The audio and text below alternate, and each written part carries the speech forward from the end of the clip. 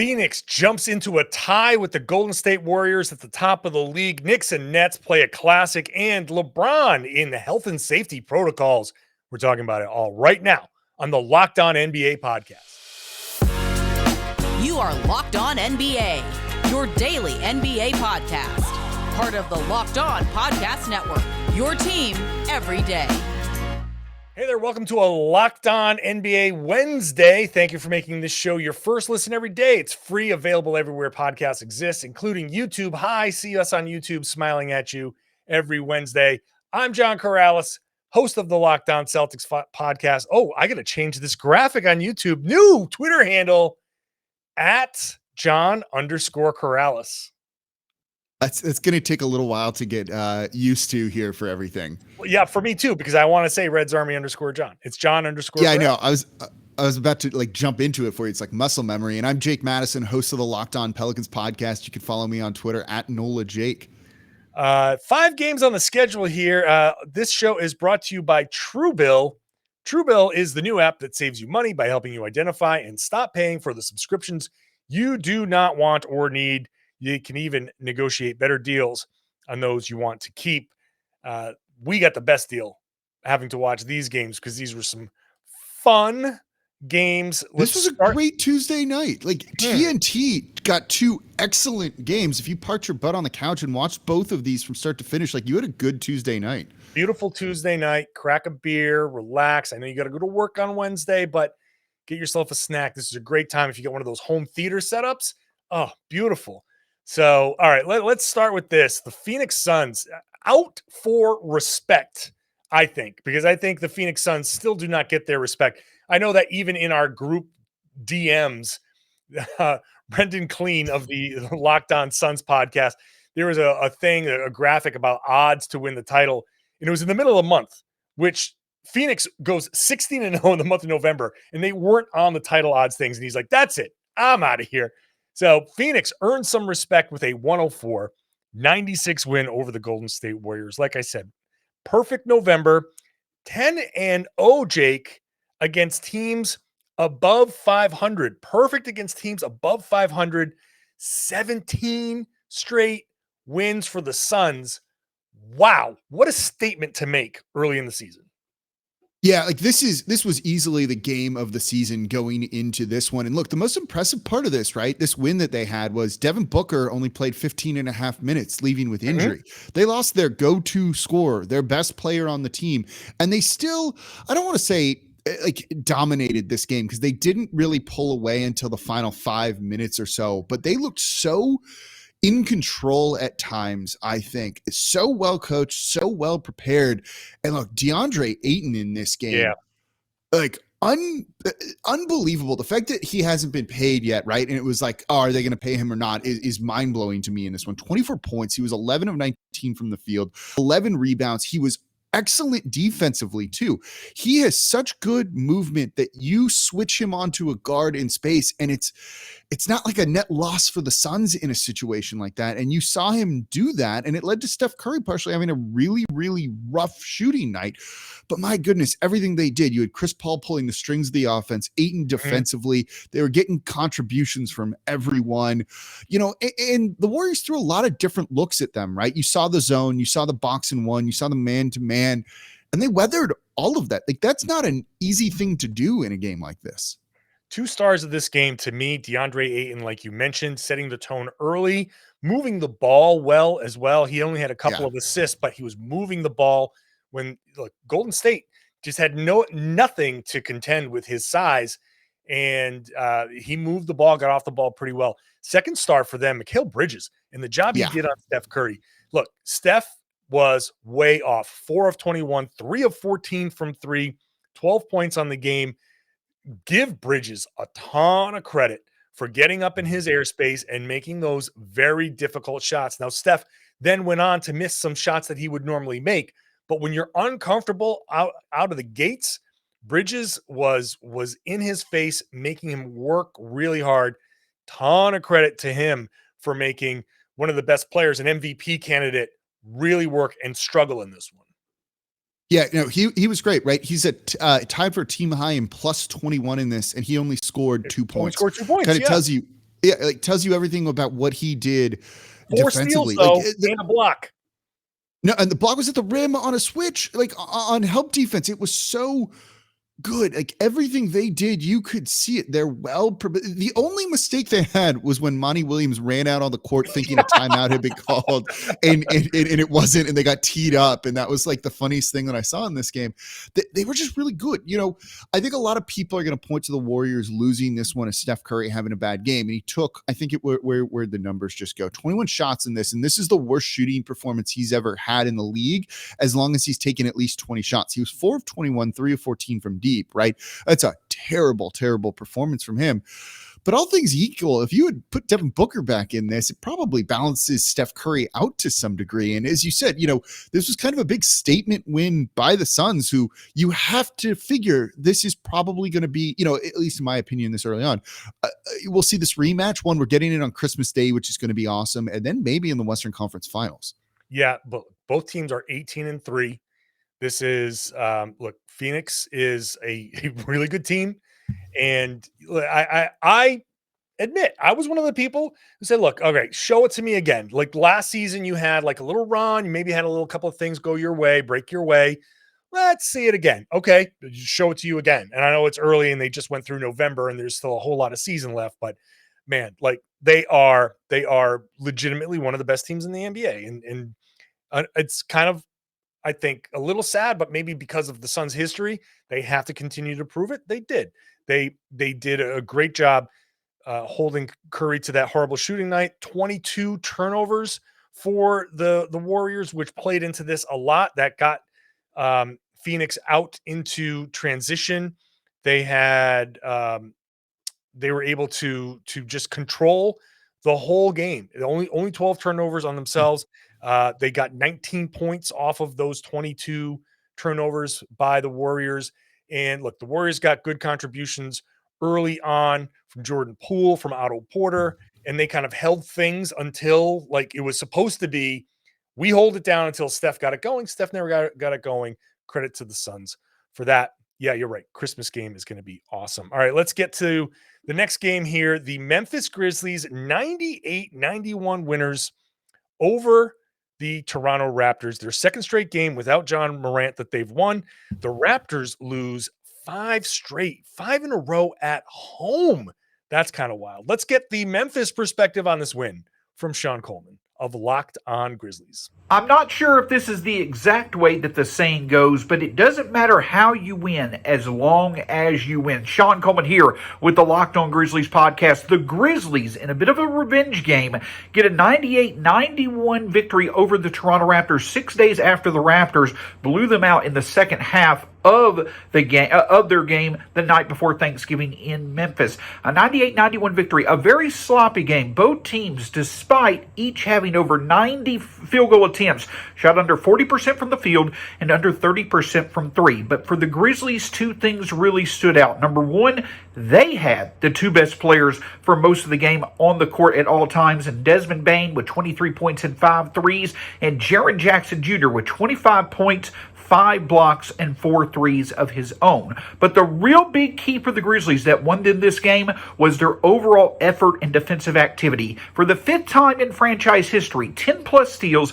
10-plus rebounds, and 15-plus offensive rebounds were all needed to make the difference for the Grizzlies to be able to have just enough to get a big victory and get back above 500. The Grizzlies end November on a positive note with 2 straight wins without John Morant. We'll have this and much more, plus an outlook for a very important start to the month of November when it comes to the Grizzlies schedule on the post-game edition of the Locked On Grizzlies podcast. All right, thanks, Sean. Knicks Nets when we come back. After this, what a classic in that one. First, let me tell you about Indeed. Whether it's a debate between LeBron and Jordan, you know that when you need all-star talent faster, the GOAT when it comes to hiring is Indeed. If you're hiring, you need Indeed. Indeed is a hiring partner that gets you what you really want, a short list of quality candidates as fast as possible because you can do it all in one place. Attract, interview, and hire. It's all at Indeed. Do not struggle on your own to find quality candidates. Indeed can help you hire the right people right now. Indeed partners with you every step of the way in the hiring process so you can find talent with the skills you need through tools like Indeed Instant Match, assessments, and virtual interviews. For those of you who don't know me in a past life before I started this, I was a hiring manager at one point, and I had stacks of resumes. I hated it. I hated going through it. I wish I had something like Indeed to make everything so much easier. I would have had a little bit more time to myself after that, a little less stress taking home resumes from work, big piles of them at home. That's not fun. So get started right now with the $75 sponsored job credit to upgrade your job post at indeed.com/locked. Get a $75 credit at indeed.com/locked. Indeed.com/locked. Offer is valid through December 31st. Terms and conditions apply. Need a hire? You need Indeed. You need a protein bar? You need Built Bar. We just wrapped up Thanksgiving. You've probably put on maybe a couple of pounds. Maybe, I'm feeling my pants get a little tighter. So I want to get rid of the leftover pie and have myself a nice snack that's good for me. A Built Bar, which is somewhere between 130 and 170 calories. You've got low carbs, low calorie, low sugars, and protein that's somewhere up around 17, 18 grams of protein. All kinds of different flavors. You want fruit flavors, you want nut flavors. If you've got a nut allergy, there's non-nut options for you. They're great, and they're covered in 100% real chocolate. How can you beat that? Go to built.com. You might have missed the Black Friday deals, but you're not missing all of the deals. You got a promo code LOCKED15 is going to get you 15% off. And when you go to built.com, there's always surprise flavors. There's always new offers. So make sure you're going to built.com often and stock up, because you can use this promo code LOCKED15 every single time for 15% off at built.com. Hey, thank you for making Locked On NBA your first listen every day. For your second listen, why not go to one of these hosts here? Locked On Suns, Locked On Warriors, Locked On Knicks, Locked On Nets. All of these teams have their own Locked On podcasts. So if you want more, we're scratching the surface here. We're having our conversations. Go to ours, Locked On Celtics and Locked On Pelicans. If you want more in-depth every day, there's a new podcast across the board, free everywhere. Many of them are on YouTube. They're all going up on YouTube soon. Let's get back to the basketball, Jake. The Brooklyn Nets and New York Knicks engaged in what some might call a classic. This was a really good game. Cross-borough rivalry that the Brooklyn Nets won 112-110. And after the game, Tom Thibodeau went off. He's going to certainly have to pay $15,000 to the league for all of his comments about the officiating. What he is upset about here is that the Knicks took 12 free throws and the Brooklyn Nets took 25, many of those by James Harden, who went back to being James Harden. 34 points, 9 of 10 from the line, 10 rebounds, 8 assists, 3 steals, 1 monster putback dunk. Great game for James Harden, fueling this win for Brooklyn. Biggest crowd ever, by the way, at Barclays. I didn't realize that. This one was a great game. This was a great game of two teams just going on runs, playing each other back and forth. And I hate to agree with Tibbs on this. He's kind of right. Not the final foul where it was Kevin Durant getting trapped with the game tied after Evan Fournier hit a 3 to tie it. Kevin Durant's got the ball. They double him. He gets the ball out of his hands. I forget. I think it went to James Johnson, I think is who it went to. And then he gets fouled by Mitchell Robinson on what was a very, very clear foul. Mitchell Robinson doesn't go up stuck his arm straight in the dude's face. But some of the stuff that fourth quarter against Durant and Harden, which sent them to the line, were not fouls that were being called earlier in the game. And all of a sudden, the refs got really kind of loose with the whistle, and it really did seem to favor the Brooklyn Nets and their 2 stars who, look, it's star calls. I get it to a certain degree. Look, that's not necessarily what won or lost them the game, but I can definitely see why Tibbs has some complaints in this, and I actually kind of agree with it to a certain point. But all that said, the Knicks had a chance to try and win this. It was the right foul call right at the end. They couldn't get a good look with Fournier off with 2.2 seconds left or whatever it was. They had no timeout, so it had basically to be a heave. They were either going to win or they were going to lose. We weren't going to see that go to overtime at all. it kind of marred the end of a fun game. Like they went back and forth. You saw the big shooting that you can see from the Knicks. Randall had a really good game in this one. He had 24 points on the night, 8 assists, 9 rebounds, looking like himself from last year. Alec Burks in the starting lineup, which was, Tibbs's move after taking Kemba out of there. He delivered 25 points on the night, including making 4 threes. Like, fun stories from this one, man. Like TNT killed it last night. Yeah, this was fun. Hey, just as an aside here for the officiating thing, I got to say, because I was at the Celtics practice on Tuesday, and Ime Udoka afterwards was talking about the officiating. He says, even I've said to the refs, you let us play for 20 games, and now you're calling all of these touch fouls. I think that there's a little bit of a pullback from all of the let them play kind of basketball that I think most of us loved it. I think most of us enjoyed allow more physicality.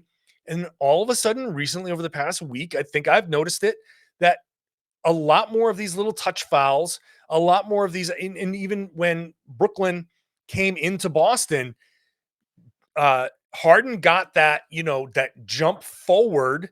You jump up and he kicks his legs out and he sort of lands in your airspace, but you haven't jumped forward at all. He's the one initiating that, and he falls and he got that foul. I'm like, wait a minute. They're not supposed to be calling that this year. I just want to bring that up as like something to watch for, because we've all enjoyed the more physical stuff. And I'm not enjoying this, I think, trend of going back to the other side. Look, it's kind of coincided with Harden starting to kind of like remember how to play basketball again and looking like an excellent player. Not, that's not the only reason. Chris Paul even got that rip through call against the Warriors too, which they had been trying to call less of, if you want to call that like an unnatural motion too. So I think there's definitely something to what you're saying. And look, Durant was his usual self getting those calls. He had 27 points on the night. I don't know, it kind of marred the ending of what was a really good game. Like both teams didn't really turn the ball over. It was just kind of a clean game overall, just like fun basketball. They each had under 10 or less turnovers, 10 and 9. Like this is kind of what you want to like showcase, like a real top game. And it was great. And then in the fourth quarter, like Tibbs should be a little bit miffed and certainly earn that $15,000 fine. Yeah. What I liked about this game, it was just a back and forth. Neither team was able to pull away. This is the type of game where people like me, old folks, always want to go back to the Rocky comparisons. This felt like a Rocky movie where every Rocky fight involved like one guy throwing like 5 ridiculous haymakers, and then the Rocky sitting there taking like 5 shots that should kill a person, and then he comes back with 5 ridiculous haymakers of his own. That's kind of how this game went. You had a 14-0 run to start the third quarter, and it looked like, oh, okay, Brooklyn's starting to pull away. This one's going to be over. Right. And then the Knicks answer, I think it was like 18-4 at the end of the third quarter. Like, oh, okay, impressive. So this really is going to be a signal for the Knicks, this kind of turning point of Kemba going to the bench and not playing, or however they're going to use him, or if they're going to trade him, whoever knows.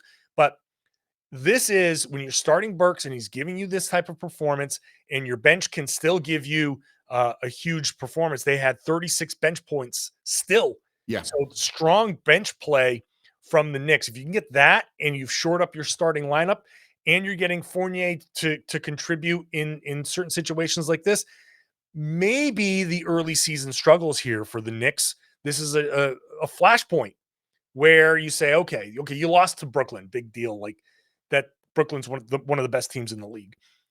Keep playing like this, see how these games turn out. Maybe this is something that clicks for the Knicks.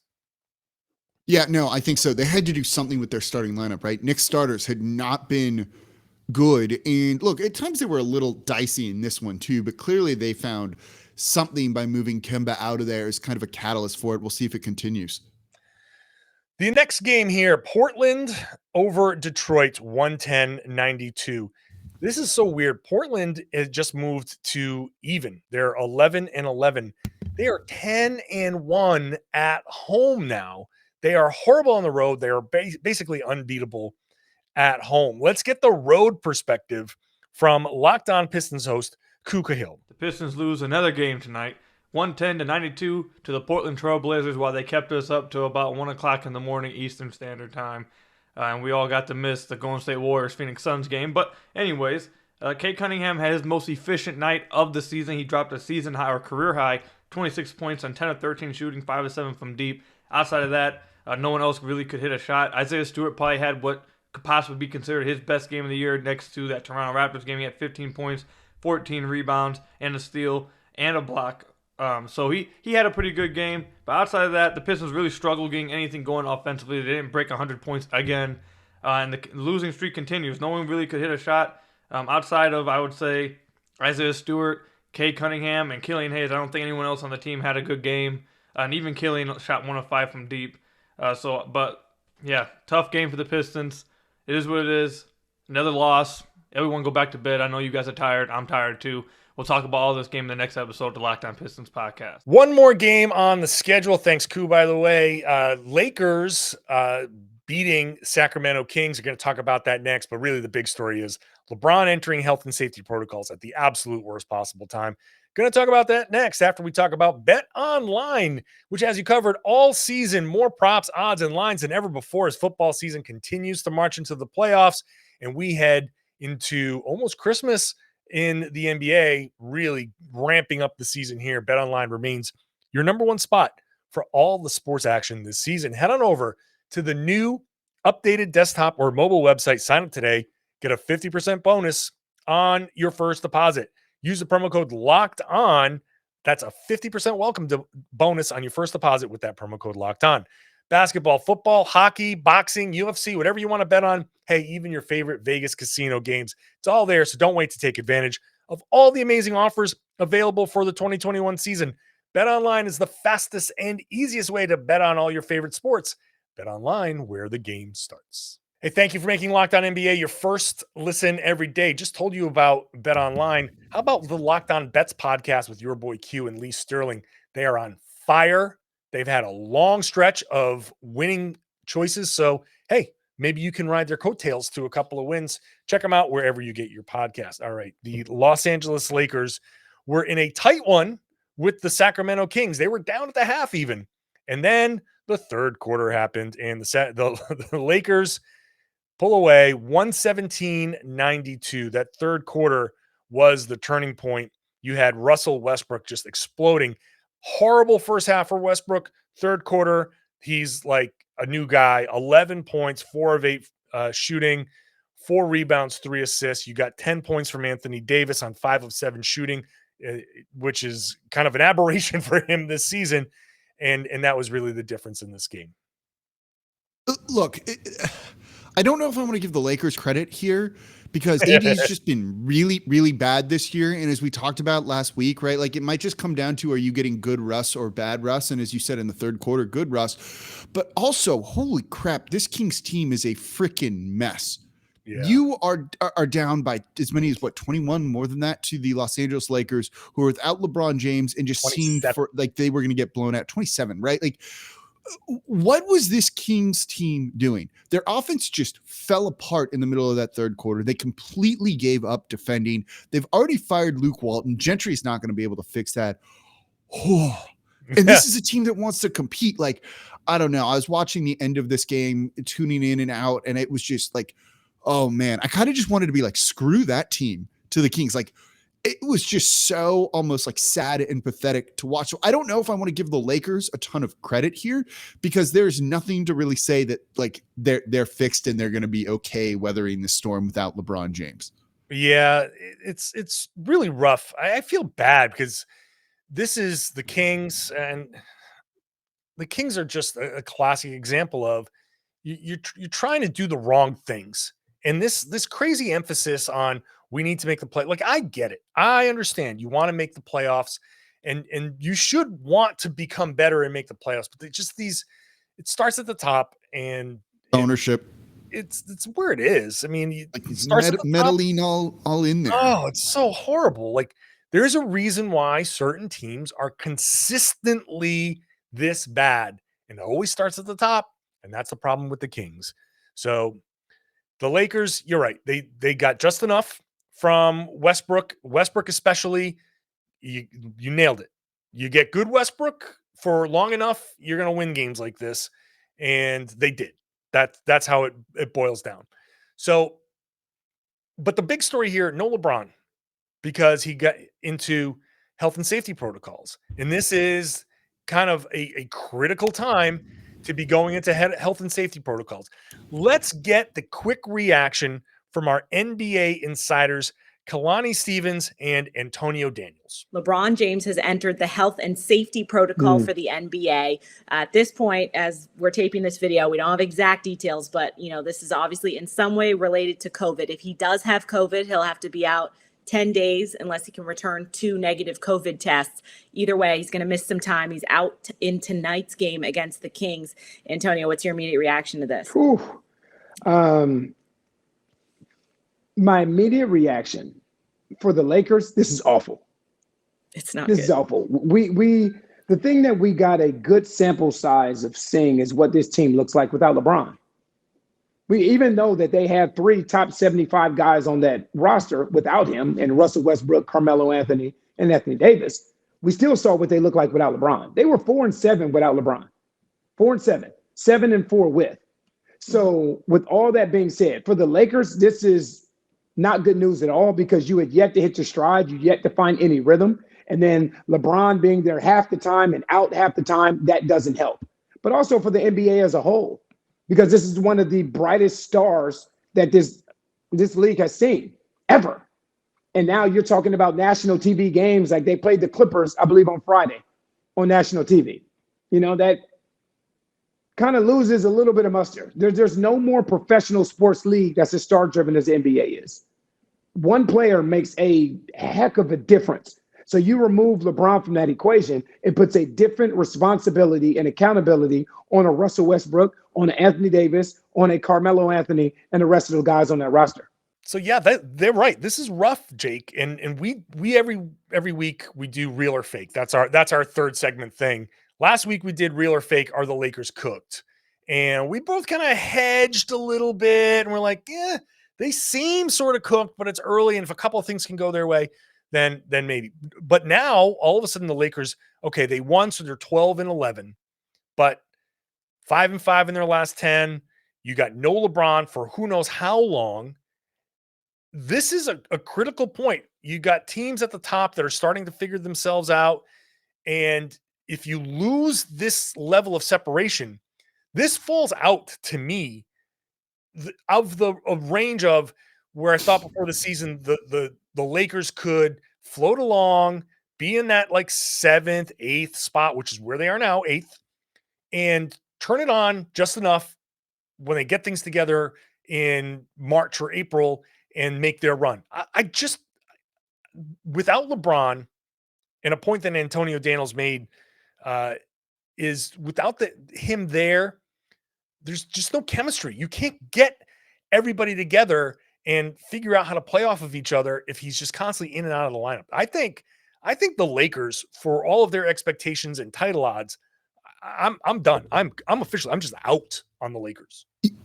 Yeah, I'm pretty close. Like we were both, leaning towards they were cooked last week, I think. And then this happens and you might lose, LeBron for 5 and who knows whatever might happen after that. And Anthony Davis was saying that LeBron was asymptomatic. So that's a really encouraging thing just for like his personal health too, right? We love to hear that. Of course. But look, are they going to be able to get these type of performances from some of these guys on a nightly basis, right? Malik Monk, 22 points off the bench. Awesome. Really good night for him.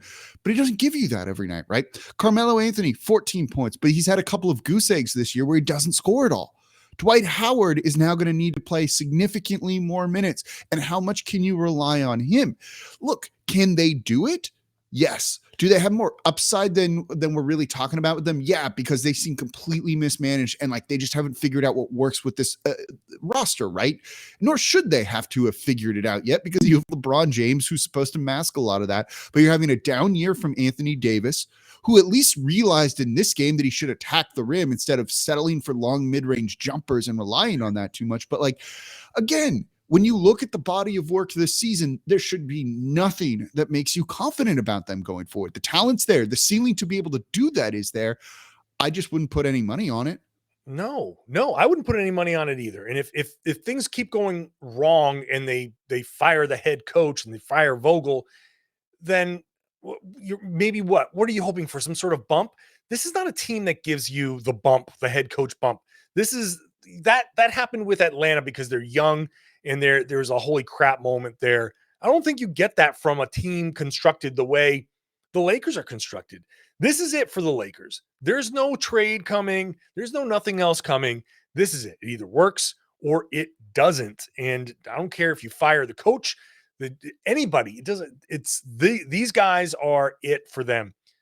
If LeBron misses 10 days, it's December 1st. This would be day 1. So that brings him out to, let's say, December 10th. If he misses the full 10 days, you get the Clippers, the Celtics on the road at Memphis and in OKC. That's three tough games. The Grizzlies are tough. We'll see if they have Ja Morant back by then. And they say, oh, OKC is not tough. But OKC has beaten the Lakers a couple of times already this season. So what if they go into Oklahoma City and lose to the Thunder for the third time? Like, that is tough. And okay, it's only going to be 4 games. And if they lose all 4, then they're going to be in a real rough situation. Does it mean that their season is completely over? No, but I just don't see the evidence, the consistent evidence, like you said, that Russell Westbrook is going to be the guy. My final point is, right? This is my final point. You got Russ to carry you through stuff like this. And this is the first, 2 games now that I've seen that Russ has carried them through. Like, that's it. And if he can't do it, then they're toast. They're completely cooked. Done. Again, there's just no consistency to them. And unless they get that from some of those guys that we're not expecting to be consistent, look, it can happen. Yeah. All right. We're done too. We're cooked. Thank you for checking us out this Wednesday, every Wednesday. We're here for you. I'm John Karalis, host of the Locked On Celtics podcast. Find me on Twitter at John_Karalis. If you're watching on YouTube, do not pay attention to that right there. I got to change that. It's at John_Karalis, newly changed. And I'm Jake Madison, host of the Locked On Pelicans podcast. You can find me on Twitter at Nola Jake. Big busy day tomorrow, so make sure you're subscribed to Locked On NBA. Watch the show on YouTube. We'll be back here next week for another Wednesday